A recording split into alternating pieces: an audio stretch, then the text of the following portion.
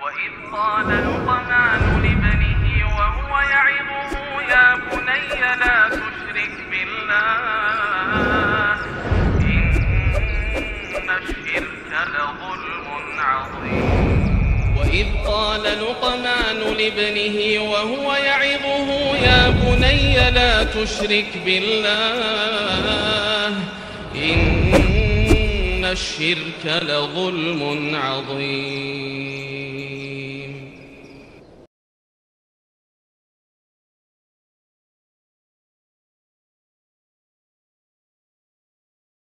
Hal yanfaridul walid bimas'uliyati tarbiyati am tusyarikuhul fiha. Apakah tanggung jawab pendidikan anak itu hanya diemban oleh ayah sementara ibu tidak?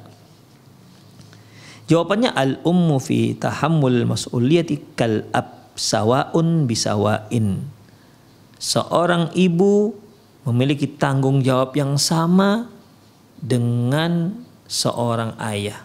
Ya, kalau kita bahasakan di sini istri, seorang istri memiliki tanggung jawab yang sama dengan suaminya dalam hal pendidikan anak-anaknya. Bal mas'uliyatuha ahammu wa akhtar bi'tibari annaha mulazamatun liwaladiha mundul wiladati. Bahkan bisa dikatakan bahwasanya tanggung jawab si ibu itu jauh lebih penting, ya, jauh lebih penting. Dan kalau dia abaikan maka akan jauh lebih berbahaya. Mengapa demikian? Karena seorang ibu itulah yang senantiasa ada bersama anaknya. Dialah yang paling sering berinteraksi dengan anaknya semenjak si anak lahir, ya, ila ayasyubba wa yatara'ra'u wa yablughu sin allati tu'ahhiluhu litakuna insanul wajib wa rajulul hayat. Bahkan ya, si ibu seringnya bersama, berinteraksi, sering bersama si anak sejak dia lahir sampai remaja, bahkan setelah dia menjadi seorang yang dewasa yang akan diberikan beban kewajiban. Demikian ikhwah, ya, yang bisa menerima sebuah kewajiban yang diemban ke pundaknya. Itulah seorang ibu, ikhwah. Jadi walaupun memang pada awalnya pendidikan anak itu tanggung jawab besar itu ada pada ayah, tapi tanggung jawab ibu juga tidak boleh disepelekan. Bahkan lebih penting dan lebih besar pengaruhnya ketimbang ayah. Demikian. Kalau ayah dia pergi pagi pulang petang, ibu enggak. Dia bersama anaknya. Ya, bersama anaknya. Dari mulai pagi sampai si anak tidur, dia terus bersama anaknya. Tidak dia lepas, terutama di saat anak ini baru saja lahir dari rahimnya, terus demikian, tidak bisa ditinggal. Beda dengan ayah. Ya, beda dengan ayah, dia punya mas'uliyah, dia punya tanggung jawab yang lain, yaitu menyediakan nafkah untuk anak dan istrinya. Itulah ikhwah. Makanya kalau si ibu ini ternyata nggak baik akhlaknya, kemungkinan besar anak juga seperti itu. Kemungkinan besar. Saya tidak katakan bahwasanya pasti, kemungkinan besar. Ya, si anak akan mengikuti akhlak ibunya. Makanya kalau terkait dengan bahasa, kita selalu sebutkan bahasa ibu. Mengapa demikian? Karena anak lebih mudah mempelajari bahasa ibu ketimbang bahasa ayahnya. Itu ikhwah. Karena dia lebih banyak belajar dari bahasa dari ibunya ketimbang dari ayahnya. Si anak ini lebih banyak berinteraksi, berbicara dengan ayahnya, dengan ibunya ketimbang ayahnya. Makanya kalau seorang ibu bertahan dengan bahasa sukunya, si ayah bertahan dengan bahasa sukunya. Ketika si ibu bicara dengan ayah dengan anaknya, misalnya si ibu berbicara Jawa, misalnya bahasa Jawa, dia bertahan. Pokoknya setiap kali dia bicara dengan anaknya, dia akan berbahasa Jawa. Sementara si ayah berbicara misalnya pakai bahasa Karo misalnya, dia pertahankan. Itu nanti yang lebih cepat dipelajari anak adalah bahasa ibu. makanya dikatakan bahasa ibu. Demikian, itu menunjukkan bahwasanya pengaruh ibu itu sangat dalam kepada si anak, sangat besar pengaruhnya terhadap kejiwaan dan fisik si anak. Waqad afrada wa Rasulullah sallallahu alaihi wasallam qad afrada al-um bi tahammulil mas'uliyati hina qala, dan Nabi sallallahu alaihi wasallam memberikan tanggung jawab khusus kepada si ibu di mana beliau mengatakan wal ummu ra'iyatun fi baiti zaujiha. Seorang ibu merupakan pemimpin di rumah suaminya, wa mas'ulatun an ra'iyatiha, dan dia akan ditanya atas tanggung jawabnya tersebut. Demikian, ya.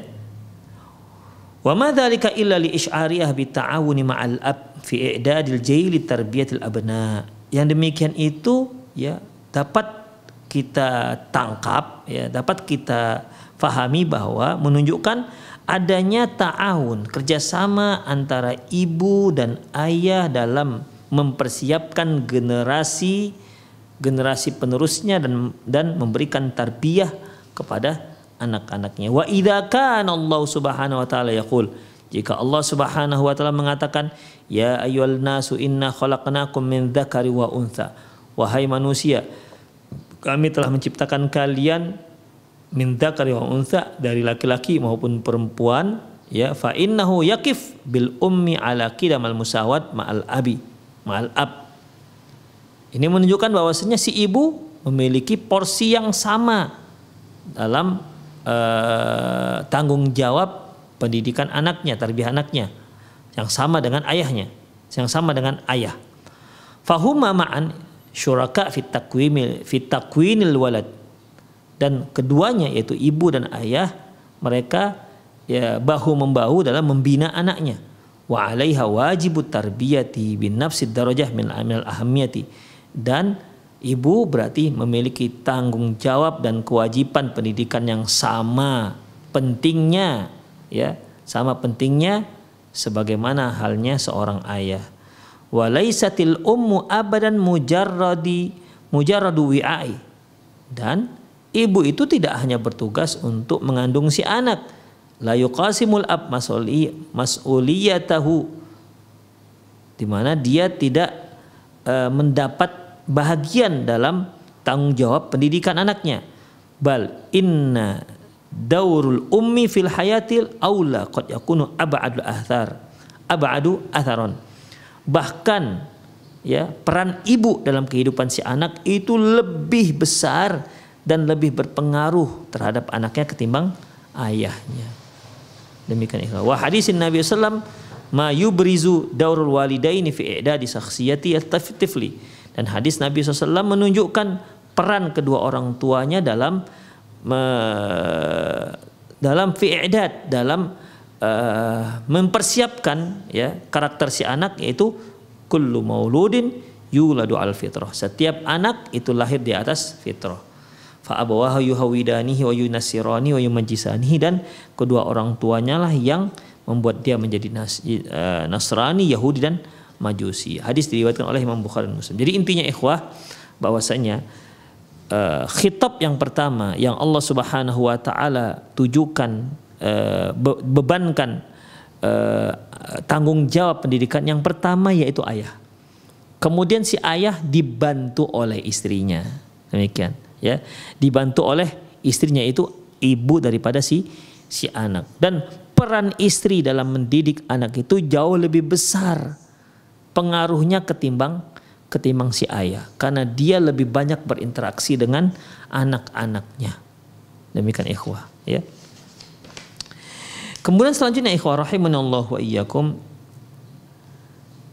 bayyin ba'dul makhatir allati tatarattabu 'ala inshighalil abawaini an tarbiyati abna.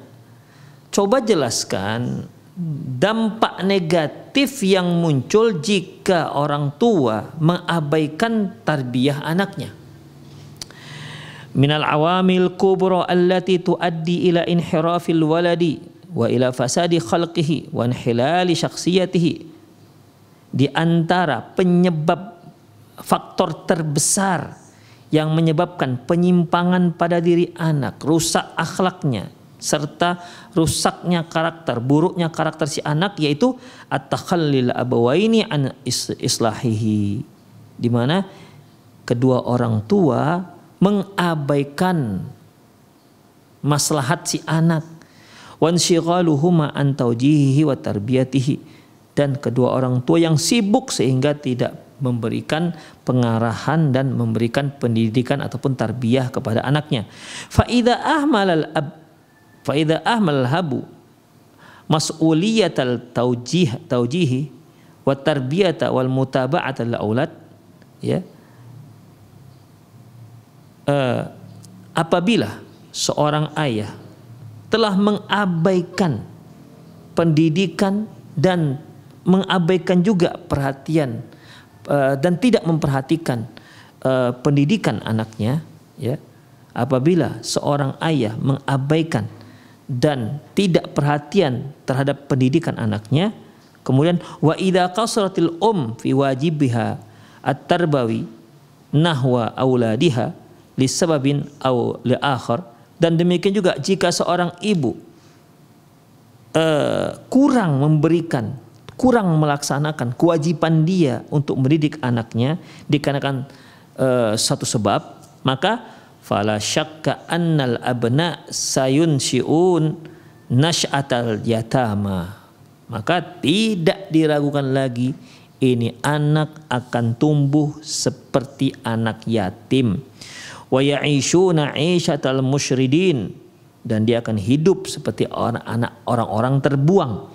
Bal sayakununa sababul fasad, bahkan bisa jadi si anak-anak mereka ini menjadikan sebab munculnya kerusakan, wa adati ijrami lil ummah, dan munculnya banyak kejahatan-kejahatan yang terjadi di tengah-tengah umat, bi asriha, tengah-tengah umat, illa ayyasha Allah taala, kecuali jika dikehendaki oleh Allah Subhanahu wa taala, ghairu dzalika wa yarhamullahu al-qail, dan benar apa yang dikatakan oleh seorang penyair, laisal yatimi man intaha abawahu min manhumul hayat wa khallafahu dhalilan, tidaklah yang dikatakan anak yatim apabila kedua orang tuanya sudah wafat dan mereka masih hidup dan mereka ditinggalkan dalam keadaan hina ataupun miskin. Innamal yatim huwal ladzi talaqqalahu umman, sesungguhnya yang sebenar-benarnya dikatakan yatim adalah mereka yang masih bertemu dengan ibunya, takhallat atau aban masyghulan. Yang dikatakan sebenar-benar yatim yaitu mereka yang bertemu dengan ibunya tapi ibunya tak peduli, dan bertemu dengan ayahnya tapi ayahnya sibuk. Inilah yang dikatakan anak yatim. Sedih sekali ikhwah. Kalau dia seorang anak yatim memang dikarenakan ayahnya meninggal ataupun ibunya sudah meninggal, ya ini suatu hal yang wajar. Ya, sudah dikatakan anak yatim dan ada yang bertanggung jawab terhadap mereka. Tapi yang parahnya ikhwah, ya, yang parahnya orang yang dikatakan betul-betul yatim adalah dia bertemu dengan ibunya masih hidup, ayahnya masih hidup, ibunya tak peduli, ayahnya sibuk. Terus ini anak mau dengan siapa? Makanya ikhwah kita lihat apabila seorang wanita karier menikah dengan seorang laki-laki yang juga seorang businessman yang punya kesibukan, ketika mereka menikah masing-masing dengan kesibukan masing-masing, kemudian mereka punya anak, akhirnya anaknya coba kepada siapa anaknya diserahkan? Kepada pembantu, ya, kepada pembantu. Terus apa gunanya ayahnya doktor, ibunya doktor, anaknya bersama pembantu? Terus apa fungsinya dokter Anda itu? Apa fungsinya sarjana-sarjana Anda itu? Kalau itu tak bermanfaat untuk anak-anak Anda. Toh ternyata yang dekat bersama anak Anda adalah para pembantu-pembantu Anda, dan itu gak perlu doktor, dan itu gak perlu magister, itu gak perlu sarjana, tamat SD juga bisa. Demikian ikhwah. Makanya kita lihat mereka yang menyerahkan anaknya kepada para pembantu, ya kita lihat bagaimana pemikiran pembantu. Namanya juga pembantu. Demikian ikhwah rahimanallah wa iyyakum, ya. Jadi titel ibunya ini seharusnya gimana? Seharusnya kan dia betul-betul mendidik anaknya kan.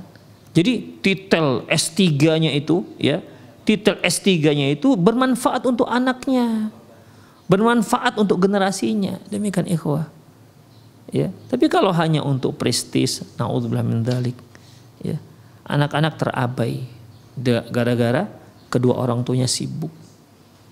Ya, orang tua yang laki-laki sibuk dengan pekerjaannya, yang si ibu sibuk dengan pekerjaannya.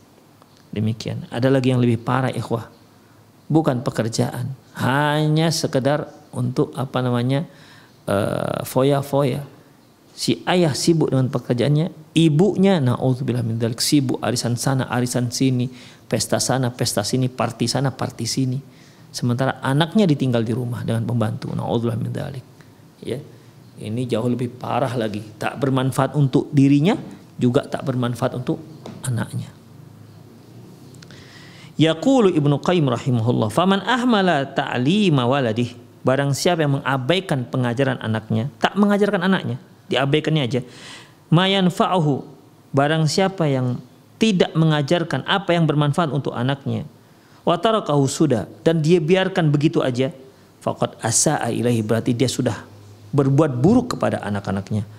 Wa aktsarul aulad innama jaa fasaduhum min qibil ab. Banyak anak-anak itu muncul kerusakan dari mereka, muncul dekadensi moral dari anak-anak itu bersumber dari ayah-ayah mereka sebelumnya.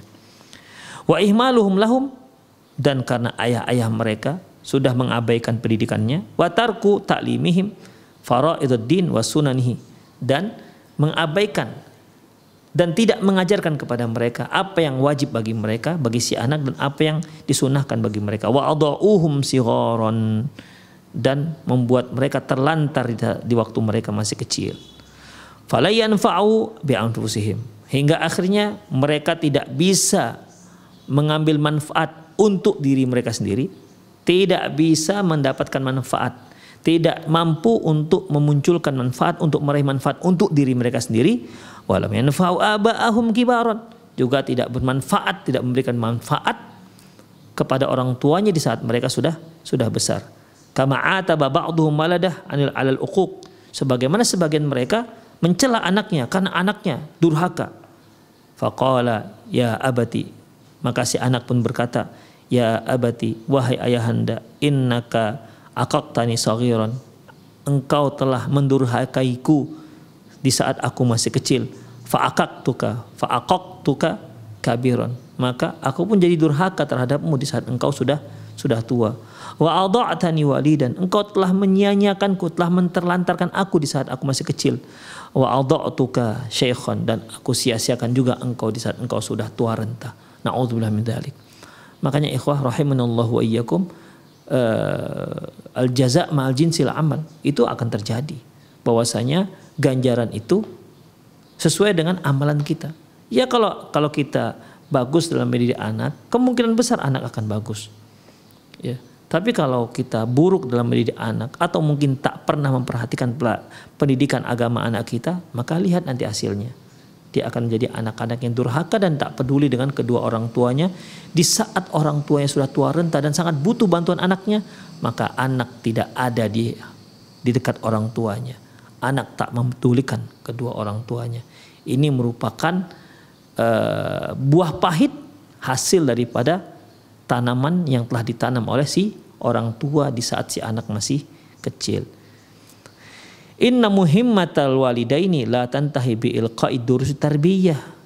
Ilqa'an, sesungguhnya pendidikan yang diberikan, pentingnya pendidikan yang diberikan kedua orang tua itu tidak hanya sekedar pelajaran-pelajaran yang mereka paparkan di hadapan anaknya. Balla budda ayyu'ina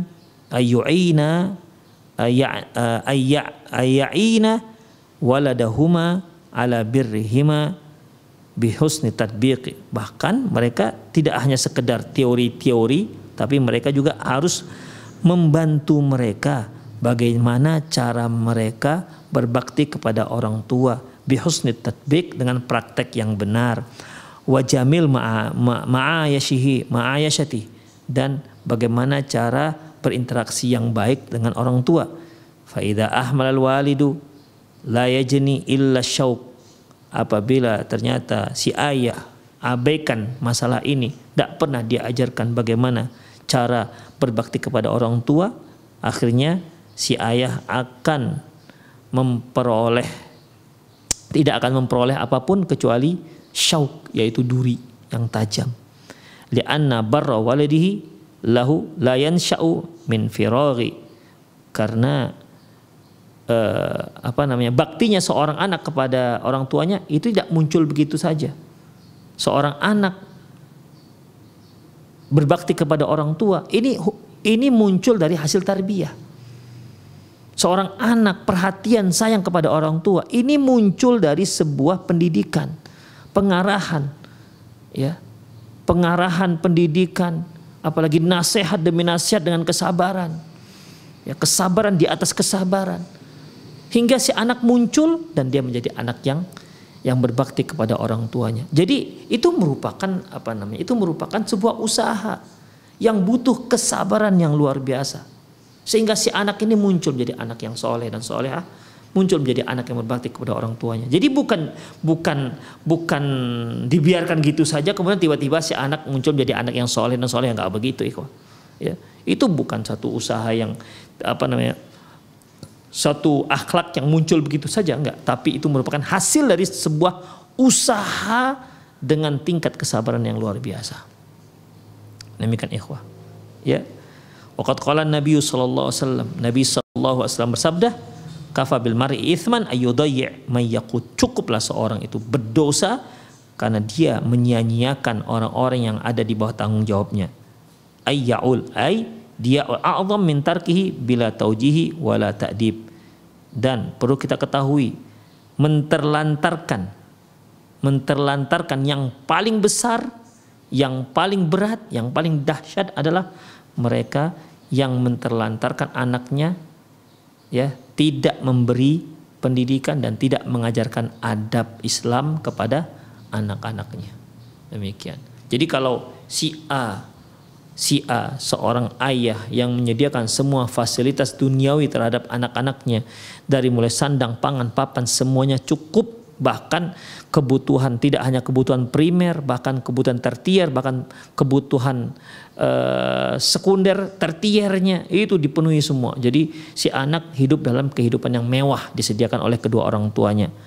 Tapi orang tua ini tidak pernah mengarahkan, tidak pernah memberikan tarbiyah Islamiah kepada anak-anaknya, tidak pernah mengarahkan kepada mereka bagaimana akhlak Islam kepada anak-anaknya, tidak pernah mengajarkan bagaimana cara dia beribadah kepada Allah Subhanahu wa taala. Yang si B mungkin dia hanya menyediakan kebutuhan duniawi anaknya, ya ala kadarnya sebisanya, ya pas-pasan, ndak kurang tapi insya Allah cukup. Tapi dia sangat perhatian dengan pendidikan agama anaknya, ya, sangat perhatian terhadap akhlak anaknya. Maka ikhwah, sebenarnya atau kita buat misal yang B ini, mereka yang yang kekurangan dalam sisi agama, dalam sisi dunia, kekurangan, tapi sangat perhatian dengan masalah agama misalnya, ya, mungkin makannya juga ala kadarnya, lauk juga ala kadarnya, ya, bagi orang lain mungkin dilihat miskin lah begitu, tapi kedua orang tuanya sangat memperhatikan pendidikan agama anaknya. Maka sebenarnya yang telah menterlantarkan adalah bukan orang tua B, tapi orang tua A, ya. Sesungguhnya menterlantarkan tarbiyah agama, pendidikan agama untuk anak itu jauh lebih besar dosanya ketimbang mereka kalau sengaja menterlantarkan dari sisi kebutuhan duniawinya. Demikian ikhwah rahimani Allah wa ikum. Kalau dibanding-bandingkan, ya tentunya kita, ya, yang idealnya yaitu kebutuhan duniawi anak-anak kita cukup, kemudian lebih lagi kita perhatikan kebutuhan agamanya. Demikian. Jadi perlu kita ketahui bahwasanya ketika Rasulullah mengatakan kafa bil mar'i ithman ayyudayya may yaqut, cukuplah seorang itu dikatakan dosa kalau dia menterlantarkan orang yang berada di bawah tanggung jawabnya, dan menterlantarkan yang paling besar dosanya adalah menterlantarkan anak-anaknya tidak diberi tarbiyah Islamiyah, tidak diberi pengetahuan agama, tidak dibimbing bagaimana cara memiliki adab Islamiyah. Demikian ikhwah rahimanallahu wabarakatuh. Jadi sangat berbahaya sekali apabila orang tua itu mengabaikan pendidikan agama anaknya, dan dia akan mendapatkan hasil yang buruk setelah si anak dewasa, setelah si orang tua sampai pada usia renta, dan padahal pada waktu itu adalah waktu yang sangat dia membutuhkan bantuan anaknya. Tapi ya dikarenakan mereka tidak mengajarkan agama pada anaknya, akhirnya si anak sibuk dengan dunianya sendiri. Orang tua akhirnya tidak ada yang membantu, tidak ada yang menolong. Demikian ikhwah, semoga Allah Subhanahu wa taala memberikan kita kekuatan, hidayah, taufik agar kita menjadi orang tua yang memang benar-benar perhatian terhadap pendidikan agama anak-anak kita. Kalau kita ingin menjadikan anak kita anak-anak yang soleh dan solehah, yang mengerti adab Islamiyah, yang mengerti bagaimana memposisikan dirinya kepada Allah Subhanahu wa taala, ibadah kepada Allah, maka perhatikanlah pendidikan agama si anak, dan itu tidak muncul dengan sendirinya. Ya. Kesolehan anak tidak muncul dengan sendirinya. Itu butuh perjuangan dan perhatian.